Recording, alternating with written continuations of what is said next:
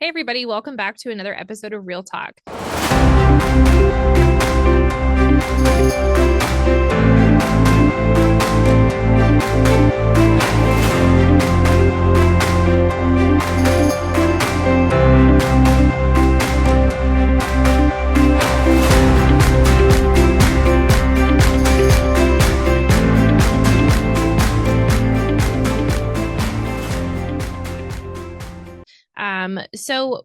I love this book. I have dog-eared it. I have highlighted it. I was showing Jovi some of the pages earlier and I was like scribbling on the sides. And one thing I love about this book is you could pick this up with no training whatsoever or no mental health background, and you're going to get something out of that. But something that you shared, it was on page 6. So if you've read the book, you can kind of go back and see where we're at. But you talked about the importance of mental, physical, and spiritual congruence. Can you share a little bit about kind of what that means to you? Yeah, I can, but my kids will hate me. Um, this is something that I talk about 24/7. And so my son will send out a message that we got to go listen to a recital or something. And I'm always like, just it's a family joke, bro. I'll pray about it. And then he's like, oh, okay. That's real congruent, isn't it, Dad? Like, when I tell the girls Pappy doesn't know if he can come, that's going to be real congruent. So they throw it at me now because, with the grandgirls. But the main concept is this: like, we all have two lives. Don't care who you are, everybody. You have your professional life and then your like personal life. And the closer those are, that's how God wants you, because you're complete. So God created me with multiple sides, but not two separate lives. And so sometimes people will say, oh, this is my private life. You can't expect me to do that in my personal life. And what I help people do, especially with my coaching, because they're the face of the community, they're the face of the brand, they're the face of their family. And I'll say, look, you're amazing as a company lead. Everybody comes to you, right? Blah, blah, blah. But would your kids select you first? If you're playing football on the playground of best dad, do you get selected first, or does your dad get selected first, or does your brother get selected first? Who's their first round draft pick? Grandpa, you, uncle? How about his best friend's dad? And that makes people really go, wait, what? Yeah, because look, the whole congruence issue is, this is who I am. This is who I say I am, and as we can slide those two things together, the closer that I don't have to fake it, I'm just like this, right? That's what we want. Yeah. Look, the greatest thing I've ever done is serve the Lord by my kids. So my kids will say stuff like, Dad, I can't believe how much authority you carry with other men, like when they hear me at a conference. Or they'll say, Dad, I can't believe you told me this when I was 7. I still have the card, like it's in their Bible and stuff like that. Like those little things, because congruence is, it's easy to be on stage. It's easy to be cool on a podcast. But when this dies, my daughter wants me to, I got a couple of texts. We got to go to Shields and find some archery arrows because she has a state tournament. And for the state tournament, she qualified for the state championships. She wants brand new arrows. And so I can't tell her no. Right. So yeah. like those little bitty things. And if I go out there and I'm kind of pouty, like, she could really just say, really, is this a 2 times mindset right now, Dad? Like, they all throw it back on me. Okay. So another thing that I want you to think about as a parent is everything we've done in our house, I take turns. I could say, you know what, my kids are going to mow because I'm the man of the house and I bring the bread and all that kind of old school crap. Instead, like when we mow or shovel or take out the garbage, it's Tyler's turn. Then it's, or actually it's my turn. Then it's Tyler's turn. Then it's Terrence's turn. Then it's Tavian's turn. Then it comes back to me again. And we rotate like that. Right now, it's just my daughter and I. So she gets so mad.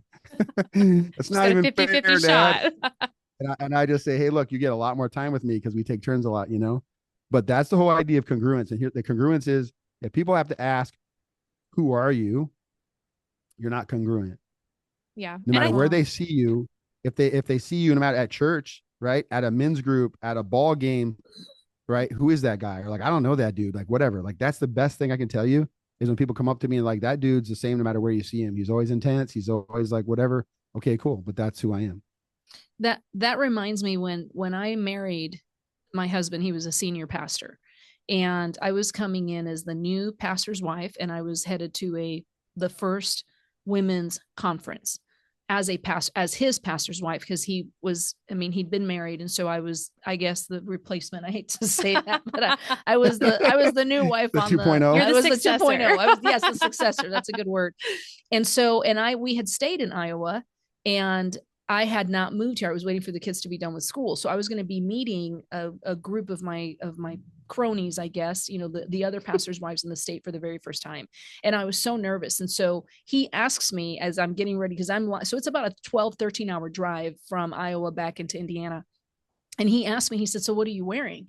And I was like, what? That was such a weird question to me. I was like, what do you mean? What am I wearing? I was like, I don't know, a t-shirt, like my ripped jeans and a pair of Chucks. And so he was like, you can't wear that. And I was like, what do you mean you can't wear that? And he said, well, you're a pastor's wife now.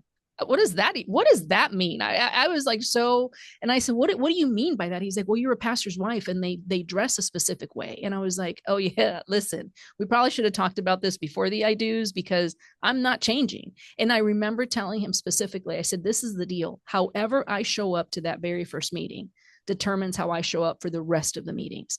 And if I have to change now and put on whatever attire that is apparently in some rule book out there for pastors' wives attire, I'm going to have to show up like that for the rest of my time. And that's not who I am. And so we're going back and forth. And I was like, babe, I can't do that. I said, I'll throw a blazer on to kind of meet you in the middle, but the white t-shirt and the ripped jeans and the red Chucks stick, because that's who I am at the core. Because if I'm showing up that way here, I need to show up. That's who I am all the time. And so to me, that's how I see congruence is I'm going to be, just this Sunday, I was on my face at the altar, bawling and boohooing in front of Jesus because I love you that much. And I was overcome by the presence of the Holy Spirit. And that's me. And I'm going to be equally as loud on the football field as I am on the soccer field, as I am with my kids teaching youth, as I am during worship. It's me all of the time. And so I think that for people in ministry, sometimes there is an incongruence because the church kind of sets up a pattern of what they think you should be. Like, I'm going to give you your job description, and this is how I think you need to show up.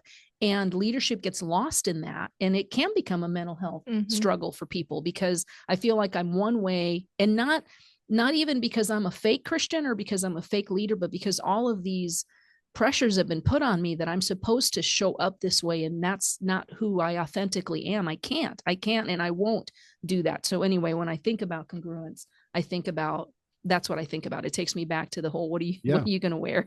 Yeah. That's 100%. That's perfect. Yeah. Something you mentioned too, I just kind of want to get some clarity for our listeners. So you mentioned the 2 times mindset, I think is what you called it. What is that exactly? If you had to kind of define that. This is okay, so it goes all the way back to like 1994, maybe 1995.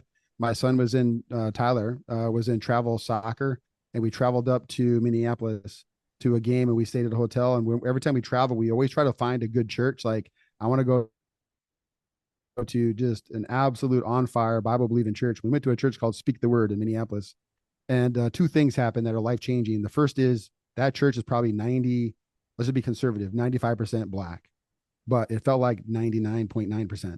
Okay. And so we're in there, and I get up. So now I'm a more mature Christian. I've been a Christian for 6 years, 7 years now. So we're cruising, we're down with all the people, and it's just like crowded, like hot crowded. Like, people are sweating, they got the fans on.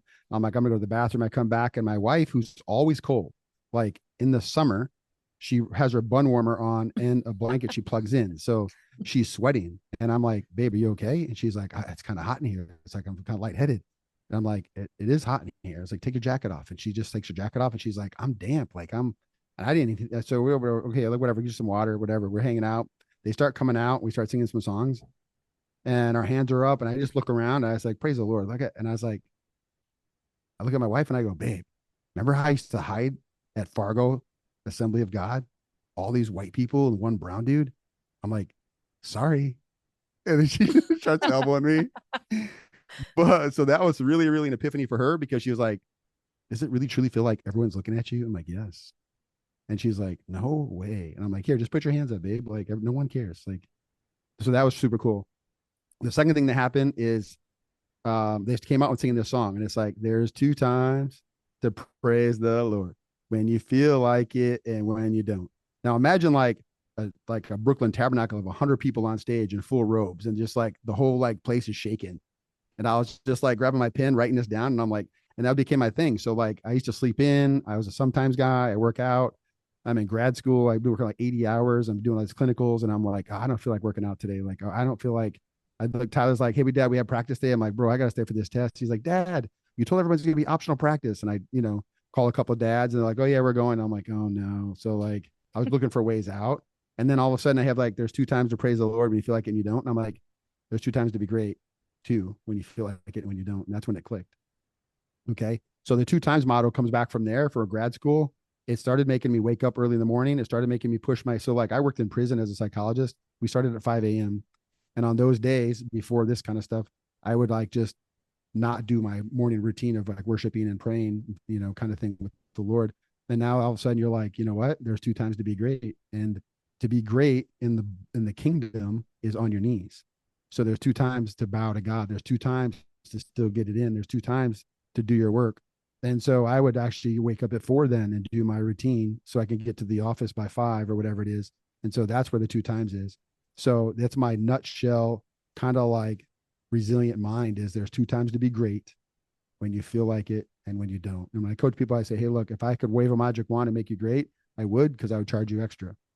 But since I can't, it's on you. So you have to get your butt up and you got to do the things I'm telling you to do because it works. No, that's awesome. Yeah. Now I have a question. One of the things, and I, much like Brittany, when I started reading the book, and I think it was equally as, I mean, it was special to me just because I was like, oh, I know this person. Oh, I remember this. I remember this. But there was something that I read when I got to page 23 that just kind of stumped me. And that was when you use the term psychological injury, just the way that you explained that. And one of the things that we see a lot of times when we're providing our church members that come in and they're wanting some support, and they know it's kind of like, when you get older, I'm 55 now. And so anymore, if I bend just right, I'm like, I think I pulled something, but I don't even know how I pulled it. It's just like, so I think sometimes in the mental health field, something happens and something's triggered and we're injured by it. But I couldn't tell you what was said. I couldn't tell you what triggered me. I couldn't tell you when I felt it. I just know I woke up this morning and I don't feel right. And when you talked about that psychological injury, it was profound to me because I thought people expect the immediate emotional trauma. Like if someone says you're nothing but a piece of junk and you're not, I mean, I can pinpoint that, but the way you described psychological injury in the book was specific on how it can hinder you as a Christian. So if you can expound a little bit more on that. Yeah. So Jovi, you would pick out that one thing that's just supposed to be just a little hint that my second book, Resilient Man, Resilient Dad, it's going to explode psychological injury. Okay. So there's going to be a ton of talk about that and the father injuries and dad wounds and all of it. But in general, think about this. So a kid comes to school and they got the cast on, right? Everybody gives them attention because they're seen, they're heard, and they're nurtured. Somebody who's psychologically injured, like he just heard his parents talk about divorce, dad's breaking stuff, they all get sent to bed, they don't even get dinner. He wakes up and is supposed to come to school and he's supposed to be just happy and is everything like this. And he walks to school and no one says a word to him. And so he's like, the world doesn't care. My dad's right. Nobody cares about me. So, and he starts going downhill. So the psychological injury is, imagine a kid sprained his ankle, broke his arm, and nobody's giving him attention. Imagine a kid walking through school limping without a crutch. And not one person says, bro, what happened to your ankle? See, if they have a boot on, everybody says something. But imagine a kid who's got a limp and no one's saying a word. Imagine what happens to him emotionally. He gets angry, he gets upset, he gets resentful, he gets bitter. So now he calls in sick the next day. He's not coming. He doesn't go to practice. And if nobody really knows, like, oh, you know what, that kid's just lazy. He ain't even injured. Understand? Yeah. The psychological injury hinders a Christian because there's no physical evidence. So if you have old school Christians, and I hear this a lot with people who are older. So like now, so it'd be, I don't know, what Gen Z maybe. And they come in and they have kids now. And when they're working with their kids, they start to melt down and cry. And they're like, my mom or my dad or whoever they were raised with, they'll say, hey, you know what? Anxiety doesn't belong in the Bible and you're sinning. So you can't be anxious. I'm like, really? Then why does the Bible talk about be anxious for nothing? Why would the Bible mention anxiety if we're not supposed to battle it?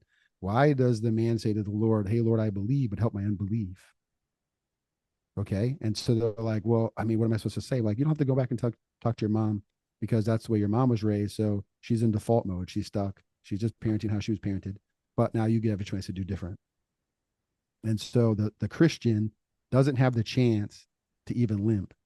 So now let's go one step further. So you have a person walking to school who sprained their ankle, but every time they step, they're just grinning and bearing it. And you come and hit them like, "Hey, what's up? How you doing, man?" Like, you know what? Just loving Jesus. It's all good, bro. Like, I got it. All right. And you don't even know what you did. You just smack them. They're like, "Hey, dude, keep away. I'm not going to punch you." Like, what? What are you saying right now? Nothing. No, I'm good. Forget it. Right. Now imagine that. So as Christians, we don't do good at all at nurturing. Now, my oldest son, Tyler, it's funny. It's a funny story. So like a gentleman, we spoke at a school and a gentleman came up to me. He's the superintendent, but he just kind of hit us both. He's like, "Dude, I can't believe this." I say this every time. I can't believe that you are his dad. And I can't believe that you were his kid. Cause I don't know. He's talking about just lifting us up a little bit. And Tyler is so funny. He's my oldest son. So he pokes me and he's like, this dude ain't my dad. He's like, "If you met my dad would kick the crap out of this dude. He's soft." Oh my goodness. And it makes me laugh so much because he ain't wrong. Like Tyler would do one thing wrong and be grounded for 24 hours.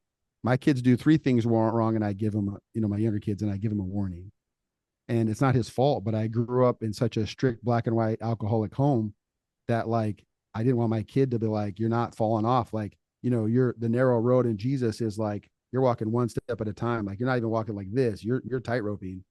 And it wasn't until he's about 14 when I realized like, man, I'm ruining him. Like, cause he wouldn't open up to me anymore. And so as Christians, we don't recognize the psychological injury. And when somebody brings it up to us, we give them the once over. And I'm like, "You ain't bleeding. You don't have a crutch. You didn't go to the doctor. Like, quit crying." I used to walk uphill both ways barefooted in snow, right? Like that stuff. And so the psychological injury definitely ruins Christians because Christians don't believe anxiety, depression, well, the Bible calls it discouragement, is real. Really? Then why does Psalms 42:11 say, um, "Don't be so downcast, O my soul, and hope in God, for I shall one day love him and trust him again because he's my hope and my continence." Why does the Bible say that you're supposed to be aware that your soul is downcast? Why would the Bible say that? Okay. So yeah, dude, we got a lot of work to do on that. Good job, Jovi, pulling that out. That's actually book number 2. Well, we talked about, the one of the last episodes that I was raised in a super legalistic church, and I was older before I realized that. And there was not a lot of room for grace. And so my mom's favorite scripture was the wages of sin or death. And so that analogy that you just gave, walking on a road versus walking on a tightrope, I was walking on a tightrope and there was no room for error. And so the whole purpose of this podcast is to create the conversation that Christians are allowed to be anxious and struggle with depression and struggle with sadness. And when we get to that threshold and we realize we've got to do something. So either as the religious leader that's wanting to counsel the person that's shown up at the office that says, "My soul is downcast, what do I do?" Or the person struggling with the downcast soul looking at my religious leader and saying, "What do I do?" Then how do we marry that? How do we marry the world of mental health with the world of Christianity? Not even so much religion, but the relationship with Christ. And does it make me a bad Christian to be anxious and to be depressed? That's the whole purpose of why we're doing what we're doing. So your book does such a phenomenal job addressing that journey. Yeah. Yeah. And another dude who was anxious is, look at Peter. Peter was anxious. He hid.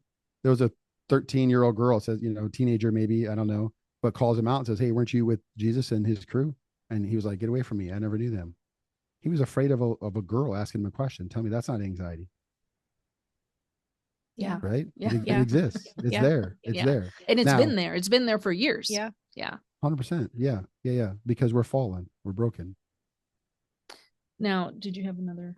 No, I mean, I love that analogy of like the sprained ankle and kind of going with that, because I feel like Joey said, that is, why we're doing this podcast. Cause I feel like as Christians, we do a disservice where we just kind of ignore the limp and hope that it goes away and just like tell people, come on, let's go, instead of addressing that root issue and, speaking that out. And I love, in your book, when you were talking about the importance of what you're speaking and, breaking off those old patterns of behavior. And we can't ever break those off if we don't acknowledge them.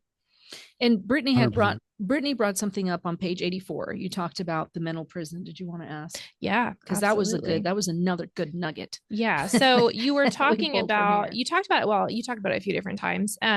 But the programmed habits and breaking free from those and talking about the mental prison. So I kind of want to talk about that. I want to break it down. Like, what is a mental prison? How can people realize that they're in one? And then what does it look like to break free from that?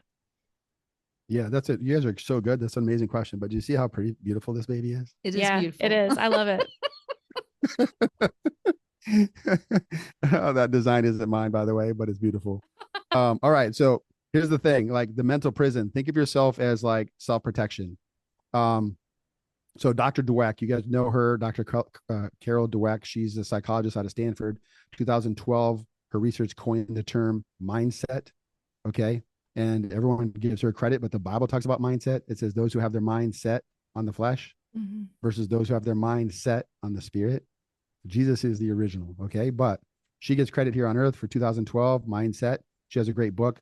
Dr. Dweck says this: if you are not actively pushing out of your comfort zone, something is wrong. Let me say that again. If you are not actively pushing out of your comfort zone, you're doing something wrong. Now, what's a mental prison? The mental prison is my safe zone. It's my comfort zone. The definition of that for me is self-protection. So we can use self-protection or we can say mental prison. I like mental prison because it catches people's attention. So what does that look like? Self-protection could be I call in sick. Self-protection could be I'm hiding. Like I go to a group, like let's say a women's Bible study, and I kind of come in, but like I don't really say hi and take off my coat, but I sit at the very last table. And my thoughts are, if no one says anything to me in 15 minutes, I'm out. That's hiding. Okay. And you guys know people like that. Like they come in and want help, but they don't let people know that they want help. How about like somebody who does what's it called when they self-medicate? Okay, so addictions. So I'm supposed to press into this world and press into this hard point, but I can't. So I'm going to circle back and I'm going to self-soothe. I'm going to self-medicate. Okay, so anybody who's hiding from the pain, the emotional pain, the emotional trigger is in self-protection. Because as long as I don't face what I fear is going to break me, I'm good. But they don't understand the lessons I'm going to get from that climb is God's destiny for me. The Bible says that God will never let us suffer from more than we can handle, because when we face that, there's a way out. And what if that way out is through? Yeah. We hear a way out, like I'm not going to have it. The way out is through. Yeah. Now, that doesn't mean I have to experience it. I just got to keep my head down and walk through it and be like, hey, that doesn't get me no more. Right? Yeah. When I was in the military, I was a cop for 16 years. In the last 4 years of my time in the service, I cross-trained. And they sent me to a place in Cocoa Beach, Florida, where I was working equal employment opportunity. And so we did a lot of the sexual harassment cases and anything that was like an assault case and things like that. And, lack of, if it was a diversity issue or if people were getting passed up for promotions, things like that. One of the things that they did is they sent us to this intensive training. And the core of the training was so you could recognize if you had unresolved issues in yourself. And the theory behind it was, if you don't address these issues, when I'm investigating a case, I'm going to assign my unresolved issues to that case. So you have to become very aware. Are these things something that you discovered or whatever? And so there's a moment where they're showing films and it's pretty intense. And there's this epiphany that hits me that for 16 years up until that point, a specific behavior had been occurring and I was completely oblivious to it. So they spell it out, they're giving the definitions, and I'm coming into the realization that the very person that they're speaking about in these examples is me. And I have a full blown come apart. And I know this is kind of graphic, but it's the best way that I can describe it. I call it the bungee snot. Like it was coming down and I was imploding because reality was hitting a complete, there was something that had been going on that I didn't know was there. And now I'm having to come face to face with what's happening. So it's this like cataclysmic event in my life. And I'm like, holy buckets, I can't believe XYZ. So I get back to the base and I'm sharing it with my supervisor and I'm telling my supervisor, man, that was the most intense, the most gut wrenching, the most like awful, but yet liberating thing. And it was unintentional. I just was going because I thought I needed to get this training done, not realizing it was going to gut me and cut me open, show me all of these things. And I was going to have to come full term and like reconcile the things that had happened. And there was terror in her face. And so in the way the military works, specifically in the Guard, if you were going to take over an area, then you too had to go through the training. And she was like paralyzed. And I was like, and so here's me, maybe I'm just weird, but I was like, isn't that exciting? You're going to get to see what's wrong with you. And she was like, I don't want to go through that class. I don't want to do that. And I was like, what do you mean you don't want to do it? It's like free therapy. It's like as intense therapy as it can get. And she cross-trained. She requested to be moved out of our office so she could avoid going through that training, because she thought, I don't know if I want to come to terms with whatever is happening there, whatever that is. And so part of what I get through all of that is the self-awareness that we have to be able to, I guess, embrace the good and the bad, and making sure that we're balancing that. And that mental prison was a prison that I had that I didn't even know existed until I was shown the bars. And then I was like, oh yeah, I'm not staying in here. Like, I don't know what it's going to take for me to break free from that. Not only am I not staying here, I will never walk back through these doors again. That will never be me. But to your point, that there are people that know they're hurting and they know they need the help and they know my life could be better, and it's paralyzing for them to even address that. I kind of got sucker punched because I didn't know it was coming. Based on my personality, even if I knew it was coming, I would have stayed. But I'm glad I went through it, because the Jovi that emerged post that training was not the same Jovi that walked in. What do you say to those people that are given that opportunity to break free from that prison, and they're terrified that they may not either have the resiliency to do it, have the strength to do it, the reality and the narrative that they've been telling each other or themselves for years are going to have to come face to face? And now one of those things is not. How do you encourage someone, or what do you say to someone that is at that cusp where they know, I need to do something because this is killing me? It's killing me spiritually, psychologically, emotionally, physically. I don't know if I can. Yeah. So that self prison or self protection, that thing could be pornography. It could be an addiction. It could be procrastination. It could be any of those issues that hinder somebody's growth. So they know what they're supposed to be doing. They just know that they get in their own way. A lot of times people call it limiting beliefs, but their erroneous belief is that I go 3 steps forward and then I go back to step 1. That's a lie. They go 3 steps forward, and then something scares them, so they hunker down. They create a bunker. And I think of it like as a trail and then a loop that just kind of comes down here. They never get back on the trail. They just loop again. They see the head of the trail, they loop again. So if they just get back up on the trail, now they keep going. Like they can get to mile marker 4 now, instead of they just get 1, 2, 3, they're looping. So this is the self-protection. This is the prison, the mental prison. What I tell them is like, who would you be if you didn't go in the loop? What do you mean? Who would you be if you actually just save the energy and you don't waste any physical, mental, or spiritual energy? You keep moving. Who would you be? And they'd be like, on fire, or on my path, or on my destiny, that kind of a thing. And I'll say, okay, cool. What's going to stop you? What's your barrier? And that's where they shut down. And I'll say, there's only one. You can have as many guesses as you want, or you can just hit the easy button and I'll tell you. And they go, I'll hit the button. Okay. You will make it as long as you do not quit on you. Period. End of story. They're like, you promise? Yeah. How many people have you seen? I just had this the other day. A person says, how many people have you seen walk through this? I'm like, it's 80-20. 8 out of 10 people say, okay. And 2 just keep trying and failing and trying and failing, trying and failing. And then eventually they just quit. Mm-hmm. And he says, so if I determine I'm going to be in the 80, I'm good. Yes. So is there any other barriers? No. Like, I'm here because I just don't quit on me. Because when I think about me, I'm the repairer of the breach. If my gum doesn't stick on this dam, this thing is imploding, and all my kids and grandkids and great grandchildren are going to go with it. So I'm holding on. Like, I'm not going to quit on me because I know who's behind me. Does that make sense? Yeah, it makes perfect sense. So, yeah, go ahead. No, I was just going to say, that's it. People think it's going to be like just a Albert thing. It's that simple. Don't quit on you. Yeah. And I know I say to people all the time, if it didn't, it's for some people, they're so afraid of reliving the initial injury. Yeah. Whether it's the psychological injury or the emotional trauma or whatever. And I always tell them, if it didn't kill you then, it can't kill you now. So Correct. for you to stop in this place and say, I'm afraid, and you see it a lot of times when there's like either domestic abuse or sexual trauma.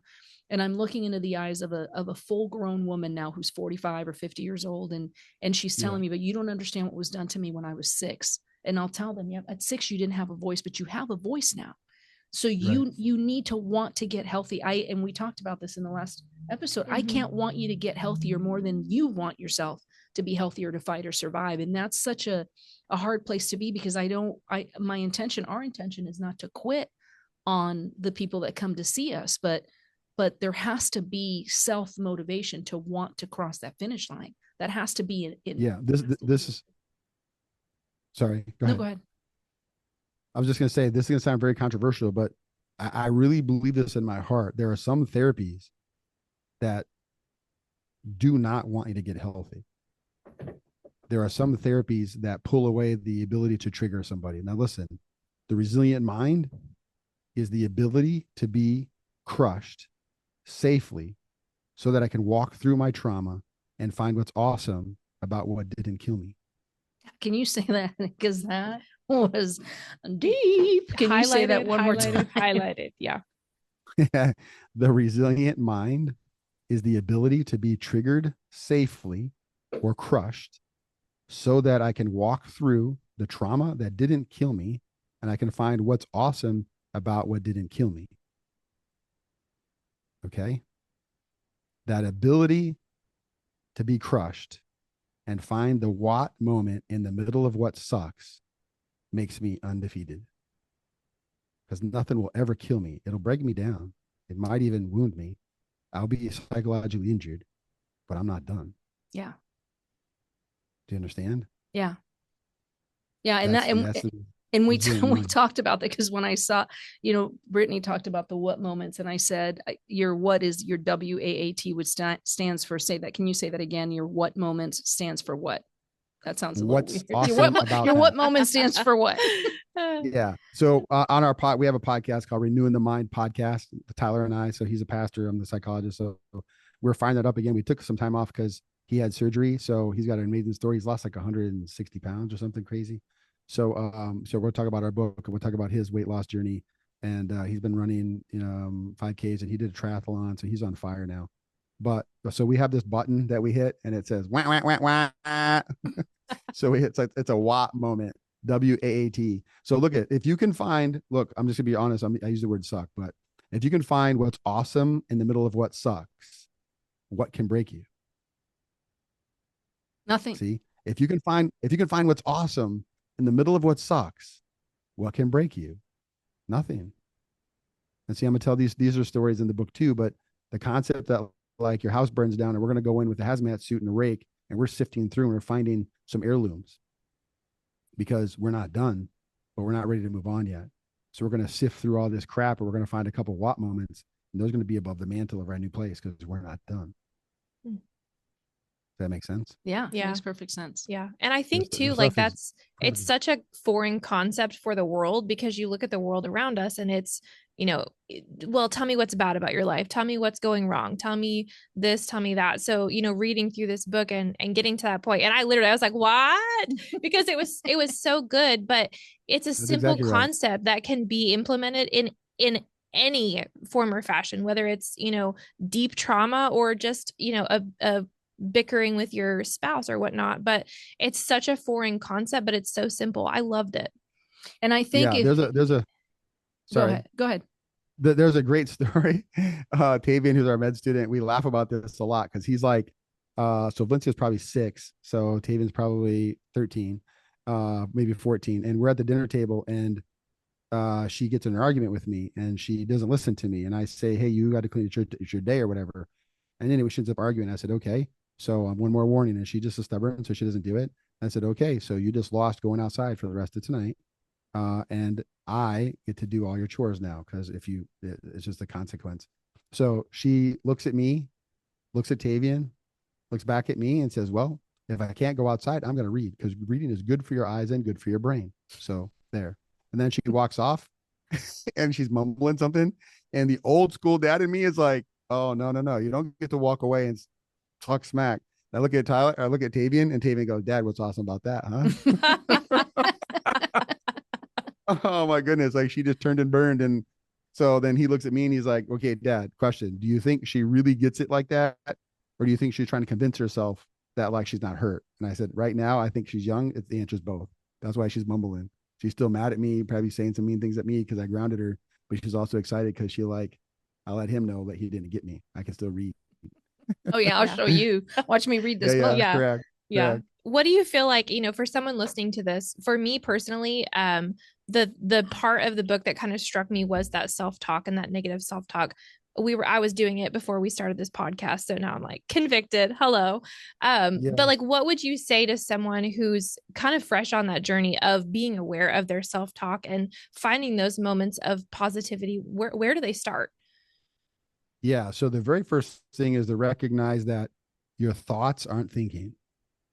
Thoughts are random. In fact, I can't pull it off the top of my head, but the Bible says thoughts are futile.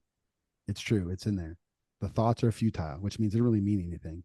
And the reason is Jesus says, remember, you believe in your heart. So I want you to think about like a cartoon with a bunch of these bubbles of somebody thinking and they pop. So imagine 7 thoughts per second, like pop, pop, pop, pop, pop, pop, pop. And then you're just kind of looking at these thoughts. And so we think thoughts are self-talk. They're not. Thoughts are random. They're triggered by a song. They're triggered by an event.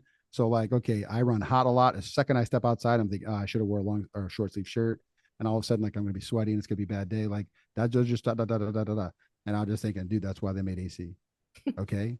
So here's your bubbles. Those are your thoughts. They're futile. They mean nothing. Your self-talk is your directed language that you hear your head say. And people get that really, really twisted. But I just feel like if you have to say, I just feel like it's a thought. Mm-hmm. Okay. I will, I am, I know, that's self-talk. See the difference? Yeah. So the thoughts are bubbles popping around, all these what ifs. And then I have to direct myself with an I am statement or I will statement or I know. Okay. And that's your self-talk. If I could change one thing for people, I tell them all the time, I would instantly change your self-talk because that's been the hardest thing for me. It still shows up. Especially, okay, look, if I break something, I get so mad when I break stuff. Like, I don't know, I'm like fixing something and the wrench breaks, or I've got a hammer, the nail goes through the wall, and I just, okay, sometimes I think of a cuss word, but I don't say it. It's still there sometimes, and it's an old school thing. And then so sometimes I'll say, oh my goodness, or what the crap, and Lindsay would be like, watch your language, and I'm thinking, oh, there's worse. But there's these bubbles that kind of come up, and so it's like this old school is like, hey, you could still do this. Hey, you can still do this. Those are the patterned habits. They're up here. I still get to select them like a jukebox. I'm looking at it. I'm like, E32 used to be my buddy. I better not hit that button. And then I can just like breathe, breathe, breathe. And I can focus on my self-talk. The self-talk is what makes you different. The self-talk is your software that runs our body, which is our hardware. We think the thoughts are it, but the thoughts are 24/7. Let me tell you this. Okay, imagine you're at your favorite restaurant. I don't care, Culver's, I don't know. And I'm waiting in line. And I'm looking up here and I'm going to be like, I'm going to do this chicken salad. I better do light dressing. I've been doing good for the last few days. And the dude next to me says, I'll take that double burger and the fries. And I'm like, you look back up and all of a sudden you're like, oh, dang, double burger. That sounds good. I've been eating good for a while, man. Like, see, then it starts to flip on you, right? Those are all your bubbles. Those are all your bubbles. And now when I come up and he says, how can I take your order? This is your self-talk. What are you going to do? You're going to order the caramel sundae with extra pecans. You're going to be like, I'll take the butter burger with this. And he's like, oh, that's your Sunday. You buy one, get one free. Fine, I'll take 2. Like, see what I'm saying? Like, those are all bubbles that influence you. Now, people always say, what's easier said than done? 100%, because my pattern is hitting these buttons. And people say, well, how do you stop the pattern? Well, just know that the pattern up here is based on my last stuff. So, okay, we were talking about Shields. If you pulled up my phone, it's my favorite shop here. Anyways, it's got hunting and fishing and outdoors, and I'm an outdoorsy dude. So if you just type in like SC, like in my Google or my search engine, it'll pop up Shields.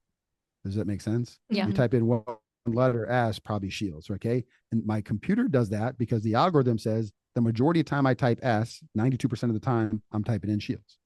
Does that make sense? Yeah. So for you, when you start to get mad and you say, oh, I just need food, or I just need chocolate, boom, boom, boom, boom. That you primed it with a search word. I just need food, or I just need chocolate. Boom. or you're coming into work and you're like, oh, I'm just so ready for this day to end. The last time I typed in, I'm ready for this day to end. What are the thoughts? It's programmed. It's not like you're locked. It's a Siri suggestion, right? It's Google suggestion. That's the most important thing I can tell you is, yes, it's there. It is programmed, but it's an option. It's not actually fact. Make sense? Yeah, that makes perfect sense. And that's where the resilient mind and renewing of the mind comes in, because we really have to reprogram ourselves to see things and process things differently. That's correct. One day at a time, one thought at a time, one action at a time. So Dr. Sanchez, if you had to leave with one thought and you thought if this is the only podcast that's left and no one's ever going to hear anything else about mental health and Christianity and any of those things, if you had to consolidate everything, what would you say? I would say this: hope deferred makes the heart sick. Hope deferred makes the heart sick. If you don't have hope, you're in deep, deep trouble. So I need you to have hope. Hope for the next moment, hope for the next minute, hope for the tomorrow, hope that you're going to find a coach, hope that you'll find a psychologist, hope that you'll find a best friend, a climbing partner. You have to hold out hope, because that's where you quit on you. So hope deferred makes the heart sick. Never forget you have to have hope. Thank you. Yeah. Well, as powerful. we have mentioned over this beautiful drawing that's not yours, it is awesome.